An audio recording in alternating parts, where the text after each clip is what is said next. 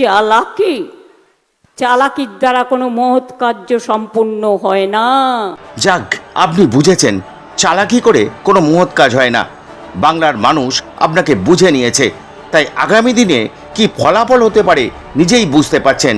আর সেই কারণেই প্রকাশ্য জনসভা থেকে হুমকি ধমকি ও যা খুশি বলে মানুষকে বিভ্রান্ত করছেন বলে অভিযোগ। আগামী দিন তো বুঝে নেব। আর যারাই অত্যাচার করছে, কিচ্ছু না, নাম ঠিকানা ফোন নাম্বার অ্যাড্রেসগুলো রেখে দিন।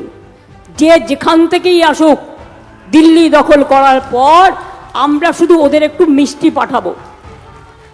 ঠিক আছে, বুঝলেন? ইশারাই কাফি, একটু নাড়ু করে পাঠাবো।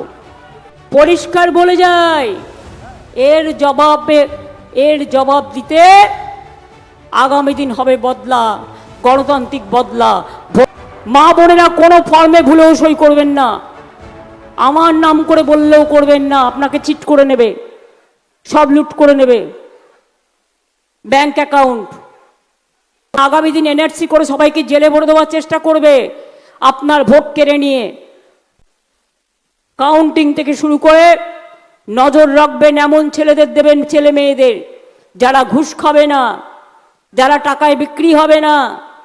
ওরা রাবড়ি নিয়ে আসলে খাবে না, চা নিয়ে আসলে খাবে না, ঘরের মায়ের দেয়া খাবার নিয়ে যাবে, বউয়ের দেয়া খাবার নিয়ে যাবে, বোনের দেয়া খাবার নিয়ে যাবে, কিন্তু ওরা যেন আপনাকে খাবারে কিছু মিশিয়ে ঘুম পাড়িয়ে ফেলতে না পারে, লক্ষ্য রাখবেন। তৃণমূল কংগ্রেসের পরামর্শদাতা সংস্থা আইপ্যাক, যাদের নাম জড়িয়ে পড়েছে কয়লা পাচারের টাকা বেআইনি লেনদেনে, এই সংস্থার অফিস অনির্দিষ্টকালের জন্য বন্ধ হয়ে গেল। এদের অফিসে ইডি তল্লাশির সময় মমতা বন্দ্যোপাধ্যায় ছুটে গেছিলেন ঘটনাস্থলে, ইডির কাছ থেকে ফাইল ছিনিয়ে নিয়েছিলেন বলে অভিযোগ। সংস্থার অন্যতম ডিরেক্টর ইডি হেফাজতে রয়েছেন। এই নিয়ে কি বললেন মমতা বন্দ্যোপাধ্যায়, শুনুন। তুমি আমাদের এজেন্সিগুলোকে বলছো যারা আমাদের পার্টির কাজ করে, বাংলা ছেড়ে চলে যাও। কেন? তোমার তো 50টা আছে, আমাদের ক্ষমতা নেই, আমাদের একটা আছে।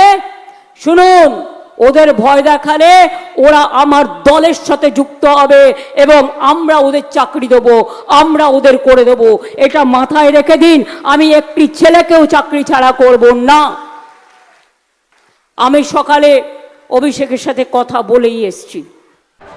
সমানে দেশের প্রধানমন্ত্রী ও স্বরাষ্ট্রমন্ত্রীকে কটু ভাষায় কথা বলছেন। এটা বাংলার সংস্কৃতি নয়। নিজেই সৌজন্যের কথা বলেন আর নিজেই সৌজন্যতা দেখান না। ভোটের দিন ওনার মুখ দর্শন করবেন না। ওনার মুখ দর্শন করলে আপনার দিন খারাপ যাবে।